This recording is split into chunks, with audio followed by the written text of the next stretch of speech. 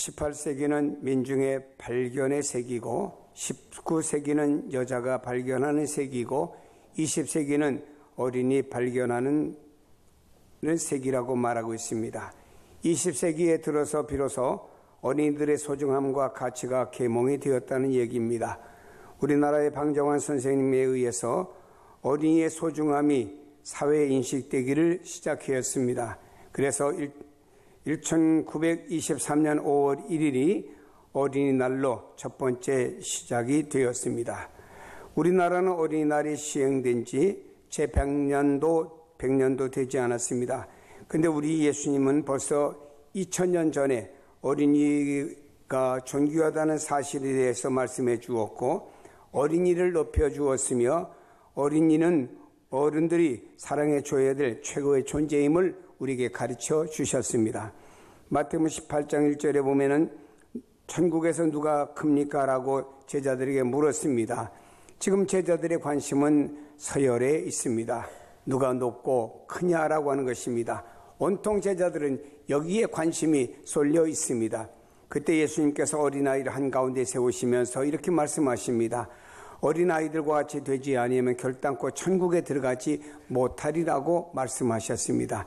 그리고 이어서 말씀하시기를 어린아이를 예수님 자신과 같은 존재 레벨로 올려 말씀하시기를 이렇게 말씀하셨습니다.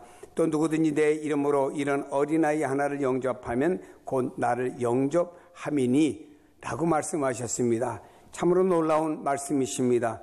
어린아이 하나를 영접하면 그것이 곧 예수님을 영접하는 것이라고 말씀했습니다. 예수님께서 어린아이를 얼마나 귀하게 여기셨는가를 우리에게 잘 말씀하는 대목이 된 것입니다. 오늘은 어린이 주일입니다.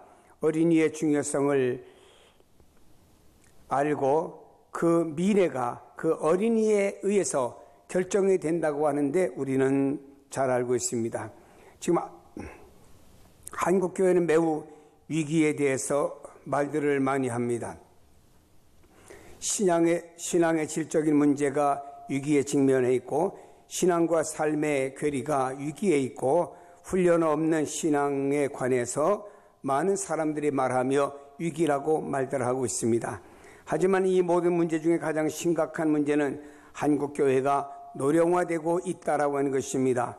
교회에도 노인들이 많고 젊은이와 청소년 어린아이들이 없어지고 있습니다. 여러분, 과거에는 교회가 어린아이가 더 많고 어린이 적었습니다만 지금은 교회가 어른들이 더 많고 어린아이가 적은 반대가 되어버렸습니다. 이미 농어촌 교회는 주일학교가 없는 교회가 점차적으로 늘어나고 있음을 알 수 있습니다. 이것은 물론 인구 감소라고 하는 외적인 문제도 있지만 이 30년 전부터 많은 전문가들은 어린이 교육에 투자하고 힘을 기울이라고 주장해왔지만 이것을 무시한 결과가 오늘에서 나타나고 있는 것입니다. 교회가 한창 부흥을 이룰 때 어린이에 대한 교육에 투자하는 것은 짐이 된다고 생각했습니다. 그래서 좋게 말하면 바로 투자해서 결과를 얻을 수 있는 어른에게다 힘을 기울였습니다. 그리고 어린이 교육은 외면해 왔습니다. 그 결과 지금 오늘의 한국교회가 직면하고 있는 어려움이 되고 있는 것입니다. 이제라도 교회의 미래인 어린이들에게 눈을 돌리고 그들을 세우는 일에 힘을 기울여야 합니다. 어린이는 교회의 미래이기도 하고 국가의 미래가 되기도 하는 것입니다. 미래는 항상 어린이에게 달려있다고 하는 사실을 절대로 잊어서는 안 되겠지요. 오늘날 기성세대의 눈으로 보면은 자라나는 아이들의 많은 문제가 있다라고 말들을 하고 있습니다.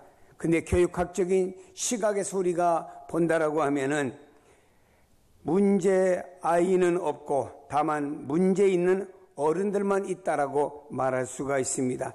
이제부터라도 어린이들을 바라보는 시각에서 우리 한국교회가 눈이 띄어지고 그들을 우리가 소중히 여겨야 됩니다. 어린이 교육의 가장 중요한 것은 아이들이 어른을 존경하도록 만드는 것입니다.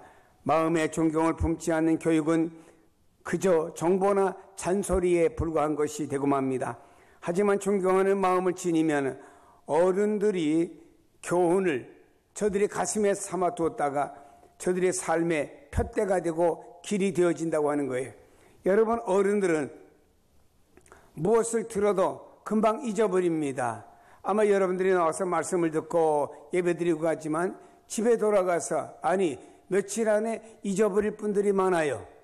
그러나 어린아이들은 한 번 마음에 무엇인가 와 닿으면 평생 동안 잊혀지지가 않는다라고 하는 것입니다. 그래서 어린아이들의 교육이 중요하다고 하는 것이요. 오늘 본문에 말하는 것이 바로 이런 것을 말씀하는 것입니다. 마땅히 행할 길을 아이에게 가르치라. 그리하면 늙어도 그것을 떠나지 아니하리라 라고 말씀합니다. 여기 성경에 보면 그리하면 뒤에 따라오는 말씀이 뭐지요? 늙어도 그것을 떠나지 아니한다 라고 말씀합니다. 여러분, 늙으면요 떠나가는 것이 많아요. 명예도 늙으면 의미가 없고, 공부한 학력과 학위도 늙으면 의미가 없고, 지위도 늙어지면 의미가 없고, 또 우리가 가지고 있는 경제도 나이가 많아지면 다 떠나가고 나와 쓸데없는 것들이 되어버리는 게 한두 가지가 아닙니다. 그리고 나이가 많아지면 자식도 떠나가는 경우도 있습니다. 그러나 늙어도 우리를 떠나지 않는 것이 있습니다. 그것은 어릴 적에 존경하는 어른들에게 가르침을 받는 것은 늙어도 떠나지 않는다라고 하는 것입니다. 그러기에 자녀들에게 가르치되 본을 보이며 가르쳐야 된다라고 하는 것입니다. 특별히 본문 성경 말씀해 보니까 마땅히 행할 것을 가르쳐야 한다고 말씀하고 있습니다. 그러면 어른들이 스스로 모범을 보이며 미래 세대를 위해서 마땅히 가르쳐야 될 것이 무엇일까? 그 중에 하나는 우리는 성경을 가르쳐야 됩니다. 아브라함 링컨은 9살이 되었을 때 어머니 낸시 여사가 세상을 떠납니다. 낸시 여사가 세상을 떠나면서 아들 링컨의 손을 꼭 잡았습니다. 그리고 그의 손에 한 권의 책을 쥐켜주었습니다. 사랑하는 내 아들아, 너는 항상 성경을 읽고 성경의 말씀대로 살아가는 사람이 되어라. 무엇보다 하나님을 사랑하고 이웃을 사랑해야 된다. 이것이 나의 마지막 부탁이다 라고 어머니는 말씀하시고 눈을 감으셨습니다. 어릴 때 어머니로부터 성경을 읽어준 걸 듣게 되었습니다. 어머니가 기도하는 것을 배우게 되었습니다. 이것이 일생 동안 그 링컨의 가슴에 남아있고 링컨을 지배하게 되었습니다. 정규학교 교육이라고 하는 거 1년도 채받지 못했습니다. 그러나 빈곤의 저 밑바닥에서 스스로 일으켜서 마침내 미국의 16대 대통령의 자리까지 오르게 된 것은 그 어머니가 가르쳐준 성경의 힘이 컸다라고 하는 것입니다. 링컨은 대통령 취임 연설에서 오늘의 내가 나 된 것은 어머니의 기도와 어머니께서 가르쳐주신 성경을 배운 덕택입니다라고 하는 말을 했어요. 여러분, 우리나라도 이번 주 화요일이 되면 대통령 선거를 할 겁니다.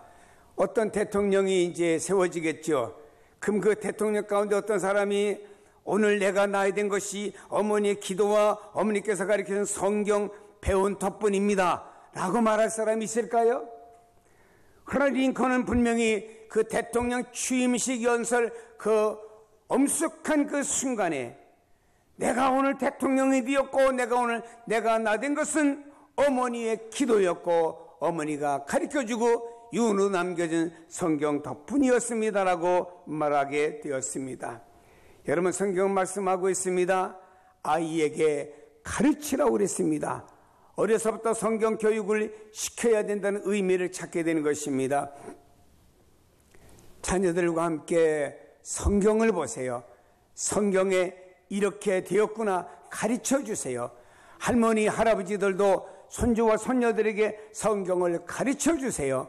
부모님들이 자녀들에게 성경을 가르쳐 주시고 함께 성경을 읽고 성경을 읽도록 만들어 주세요. 성경 교육을 시키면 어떠한 환경에 어떠한 처지 속에서도 하나님의 은혜를 입고 성공적인 삶을 살게 된다는 사실을 기억하시기를 축복합니다. 다음에 우리는 기도를 가르쳐 주어야 됩니다. 기도하는 부모의 자녀들은 망하지 않습니다. 자녀들을 위해 기도하시기 바랍니다. 기도는 하나님과 대화로서 하나님과의 바른 관계를 갖도록 만들어 주고 있습니다. 하나님의 능력을 있게 만들어주는 것이 바로 기도입니다. 불가능한 일을 가능으로 만들어주는 것이 바로 기도라고 하는 것입니다. 시대를 변화시키는 사람들은 기도의 사람이었습니다. 기도는 무한한 가능성을 개발시켜 만들어줍니다. 구약의 삼손이 얼마나 위대한 사람이었습니까? 그러나 그는 하나님의 영으로 기름 부음 받았고 위대한 일을 감당하는 사람이었으나 그 하나님 능력이 임하였음에도 불구하고 기도하지 않고 드릴라라고 하는 여성의 무릎을 베고 유혹에 빠져 결국에는 파멸당하고 말았다라는 것입니다. 그러나 여러분, 사무엘이라고 하는 사람은 어려서부터 하나님 앞에서 기도를 쉬는 죄를 범하지 않았습니다. 사무엘이 저질되자마자 한나는 엘리 제사장이 그를 데려다 놓았습니다. 그래서 사무엘은 어릴 때부터 성전을 지키며 밤에 기도하는 사람이 되었습니다.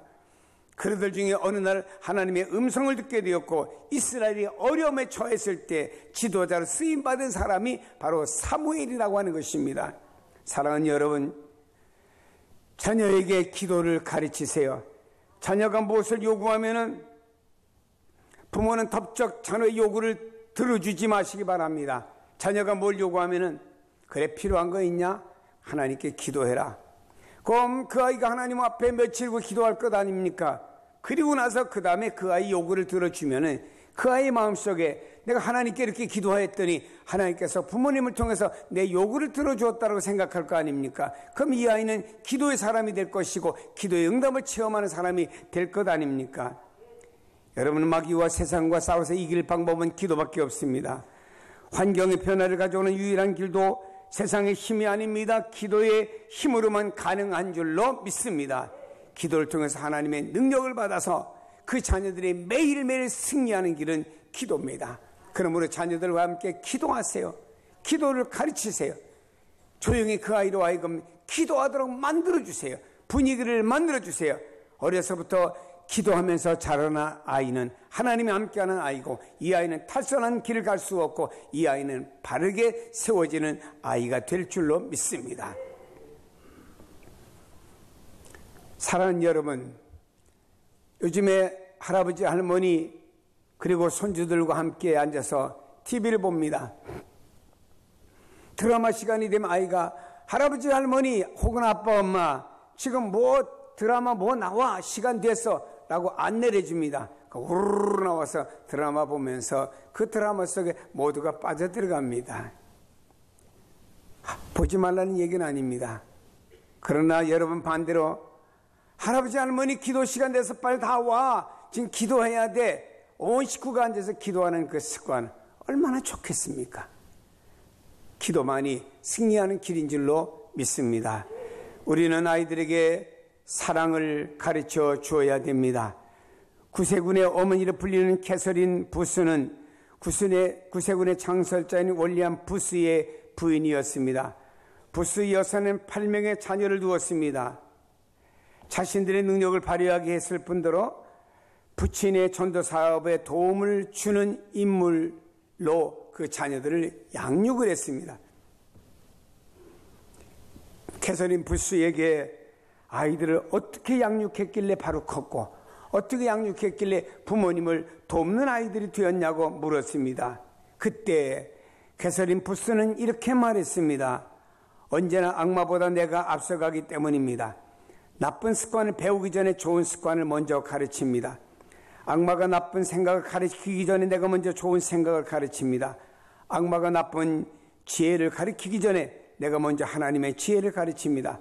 악마가 사탄의 거짓과 유선과 악을 가르치기 전에 내가 먼저 하나님의 사랑을 가르치고 오늘까지 왔습니다 라고 하는 대답이었습니다.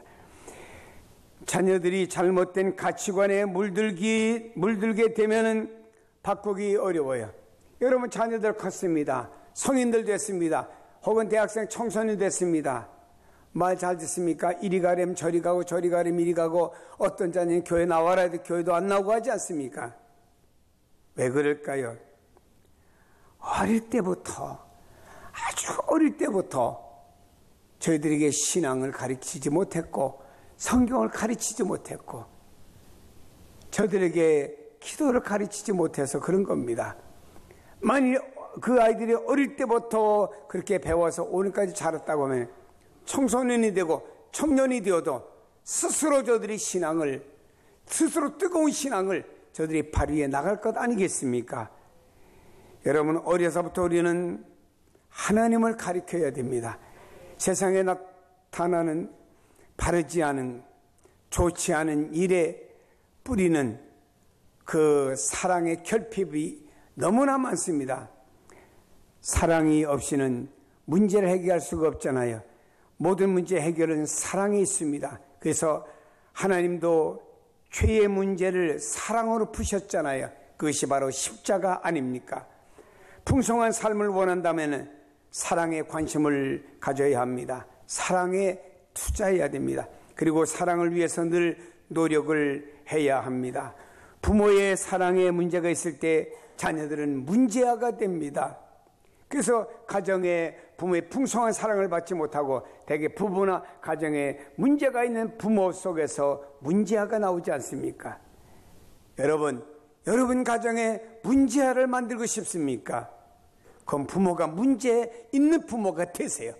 그럼 여러분 자녀에게 문제아가 나오기를 원하지 않는다고 하면 문제가 있는 부모가 되어서는 안 된다는 것입니다. 자식을 사랑하지 않는 부모는 세상에 아무도 없습니다.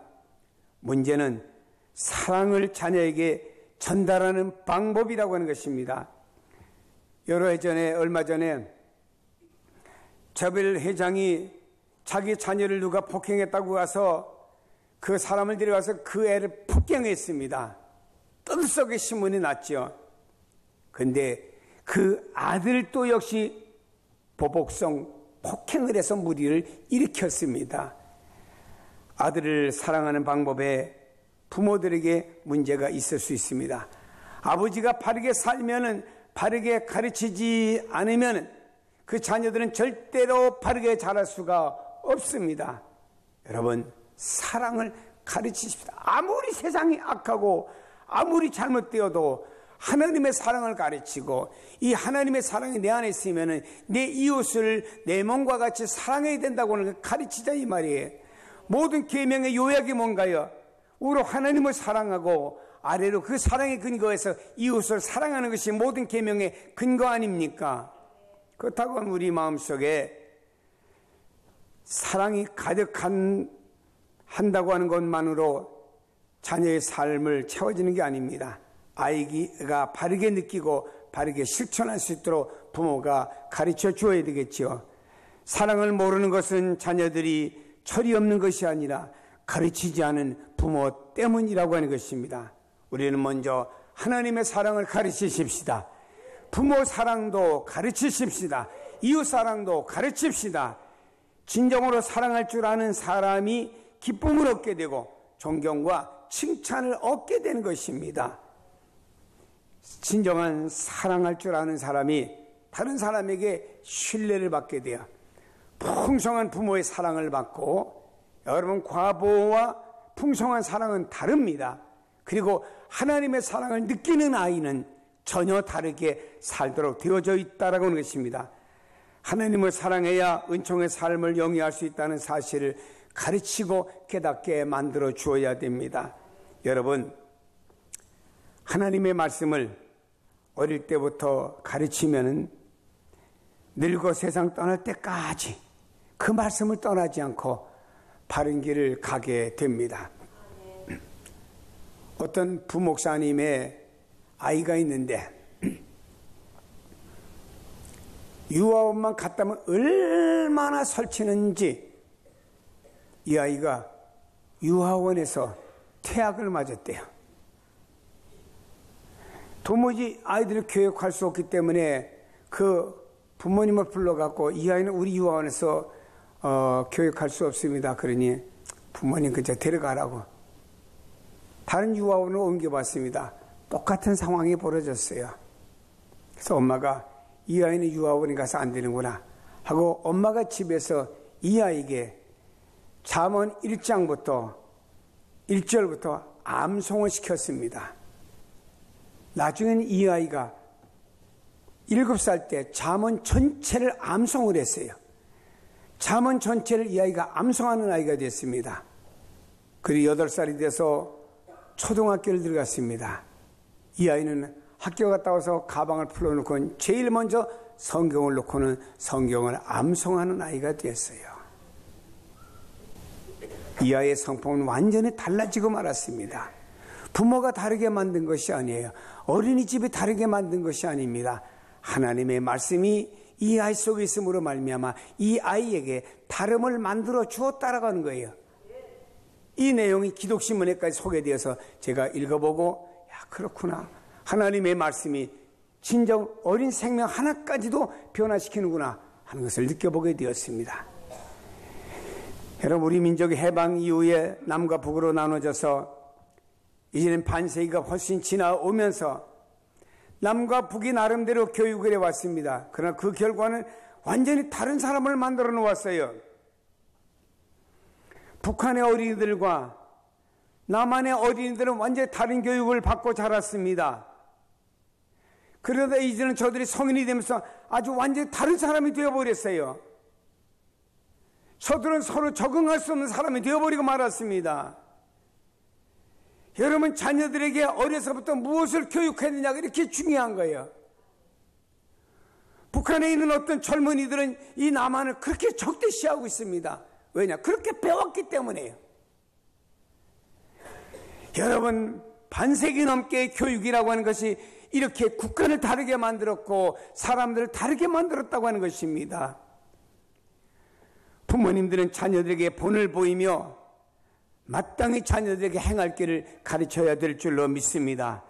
성경 말씀을 소중하게 생각하며 하나님을 경외하는 법과 그리고 어린아이들이 하나님 앞에 예배하는 법과 기도하는 법과 사랑하는 법을 가르쳐 줘야 됩니다.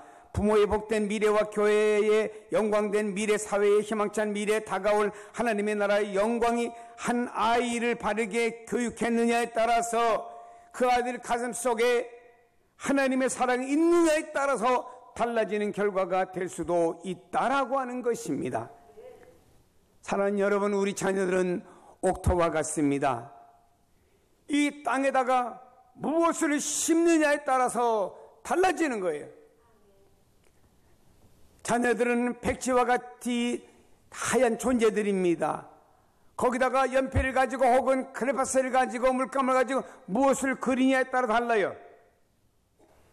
어떤 아이는 그림을 그리랬더니 자연과 함께 자기가 그 자연을 걷는 아름다운 모습을 그렸어요. 어떤 아이는 백지를 주었더니 거기다 로봇을 잔뜩 그려놨습니다. 어떤 아이는 백지를 주었더니 거기다가 뿔난 마귀상을 그려놨습니다.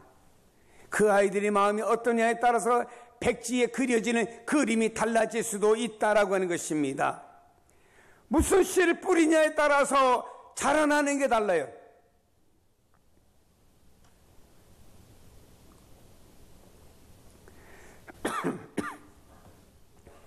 잡초씨가 뿌려졌는데 어떻게 해서 곡식이 날 수가 있겠습니까? 우리는 주님의 사랑을 가르쳐야 됩니다. 주님의 용서를 가르쳐야 됩니다. 넓은 아량으로 자녀가 자라도록 도와줘야 될 줄로 믿습니다. 부모가 하나님께 예배드리는 모습, 기도하는 모습, 성경을 모르는 모습,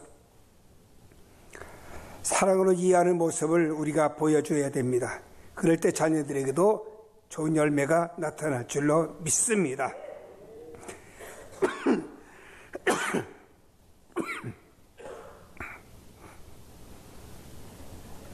사랑하는 여러분, 자녀들을 어떻게 키우고 어떤 본을 보일 것인가는 중요하지요.